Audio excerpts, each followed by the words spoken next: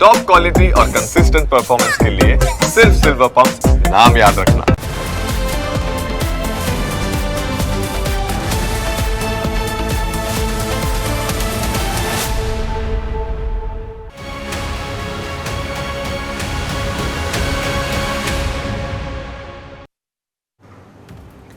જે પણ ઉદ્યોગ ધંધા વિદેશના માલ સામાન ઉપર નિર્ભર છે તેમની કમર તૂટી રહી છે। ઈરાન અને ઇઝરાયલ વચ્ચેના યુદ્ધના કારણે ઉદ્યોગકારો સંકટમાં આવી ગયા છે। મોરબીનો સિરામિક ઉદ્યોગ હોય કે પછી સુરતના ડાઇંગ પ્રોસેસિંગ ઉદ્યોગ, દરેકમાં સંકટના વાદળ એવા ઘેરાયા છે કે તેને દૂર કરવાનું કામ ખૂબ જ મુશ્કેલ લાગી રહ્યું છે। પરંતુ ઇન્ડોનેશિયાથી આવતા કોલસાના ભાવમાં કારણ વિનાનો ભાવ વધારો કરી દેવાયો હોવાની હકીકત સામે આવી છે। સુરતના ડાઇંગ પ્રોસેસિંગ સેક્ટરમાં કોલસાના ભાવનો ઉછાળો ઉદ્યોગકારો માટે ચિંતાજનક બન્યો છે।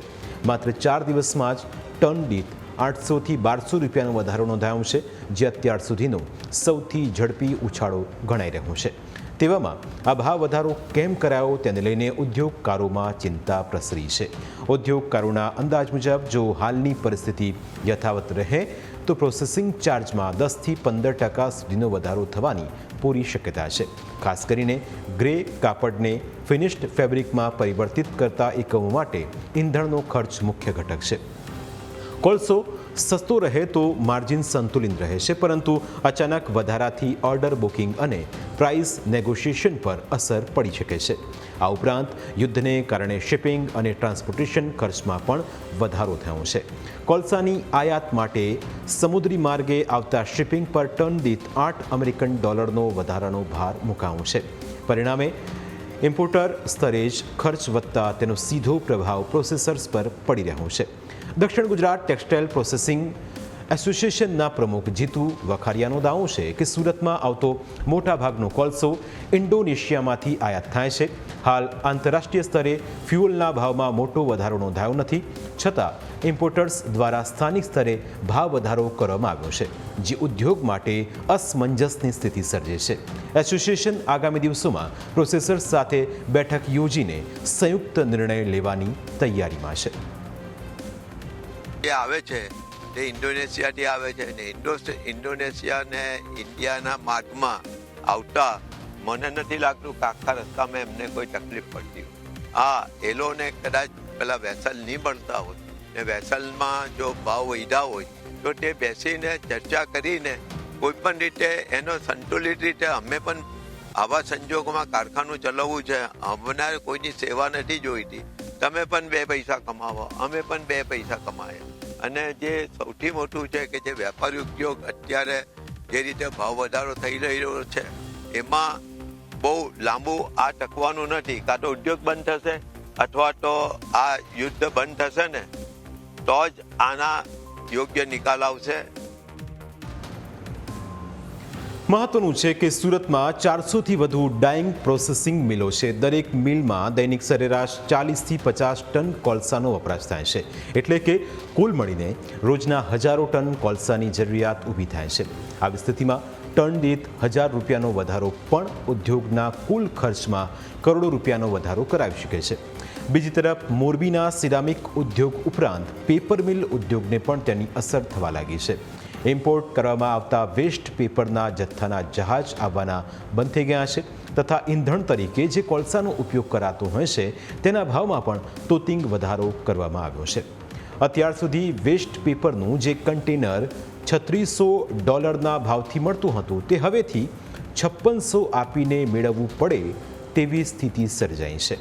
અને મોરબીની પેપર મિલોમાં તૈયાર થતો માલ મોટાભાગે મોરબીના સિરામિક ઉદ્યોગમાં વપરાતો હોય છે, પરંતુ સિરામિક ઉદ્યોગ બંધ થવાના કારણે પેપર મિલ ઉદ્યોગને પણ ન છૂટકે બંધ કરવો પડે તેવી શક્યતા સેવાઈ રહી છે। તો કન્ટેનરની અંદર અમારે લોકોને શું છે કે એટલી બધી કિંમતનો માલ હોતો નથી, એના કારણે અમને એ લોકોની કોસ્ટિંગ બહુ જ વધારે વધી જાય છે, એના કારણે મુશ્કેલી સર્જાય છે। સેકન્ડ નંબરની અંદર કે જેવી રીતે સિરામિકમાં ગેસ ના મળે ને એ બંધ થશે સિરામિક, તો અમારું વધારેમાં વધારે માર્કેટ બધું રહ્યું એ સિરામિકના બોક્સમાં જ વપરાય છે પેપર। તો સિરામિક બંધ થશે તો મિલું પણ આવનારા ટાઈમની અંદર બંધ કરવી પડે એવી ફરજ પડશે। એટલે આવનારી પરિસ્થિતિ દિવસે ને દિવસે ખરાબ, જો વોર આમનામ લાંબો ચાલુ રહ્યો તો દિવસે ને દિવસે ખરાબ પરિસ્થિતિ થશે એવું અમને લાગી રહ્યું છે। મોરબીની આસપાસના વિસ્તારમાં 75 જેટલી પેપર મિલ આવેલી છે, જેમાંથી હાલમાં 54 જેટલી પેપર મિલ ચાલુ છે અને તેમાં પેપરના ઉત્પાદન માટે બોઇલરનો ઉપયોગ કરવામાં આવતો હોય છે. આ બોઇલરની અંદર ઈંધણ તરીકે ઇન્ડોનેશિયાથી આવતા કોલસાનો વપરાશ થાય છે. જે કોલસો પ્રતિ ટન 5500થી 7000ના ભાવે મળતો હતો, તેનો ભાવ 6500થી 8000 રૂપિયા થઈ ગયો છે. હજુ પણ વિકટ પરિસ્થિતિ થાય અને કોલસાની આવક બંધ થાય તો ભાવમાં મોટો વધારો થઈ શકે છે. એટલું જ નહીં, કોલસો ન મળે તેવી પરિસ્થિતિનું નિર્માણ થાય તો પેપર મિલોને તાળા લગાડવા પડે તેવી સ્થિતિનું નિર્માણ થઈ શકે છે. આવનારા સમયમાં જે હાર્મુઝ કેનાલ બંધ થવાથી, જે રૂટ ચેન્જ થવાથી કોલસો આયાત થશે તો પણ આ રેટથી મોંઘો પડશે એવી સંભાવના પૂરેપૂરી છે. અને જો સિરેમિક ઇન્ડસ્ટ્રીઝ અત્યારે જે ગેસને કારણે બંધ થવા જઈ રહી છે, તો એના હિસાબથી અમારે પણ આવનારા સમયમાં પેપર મિલ ઉદ્યોગ બંધ કરવો પડશે. કેમ કે 60થી 70% અમારો જે ફિનિશ માલ છે એ સિરેમિક ઇન્ડસ્ટ્રીઝમાં પેકેજિંગ તરીકે વપરાય છે. તો આ પરિસ્થિતિ જો યુદ્ધની લાંબી ખેંચાય તો અમારે પેપર મિલ ઉદ્યોગ 10થી 12 દિવસમાં બંધ કરવાની ફરજિયાત જરૂર પડે એવી સંભાવના દેખાય છે.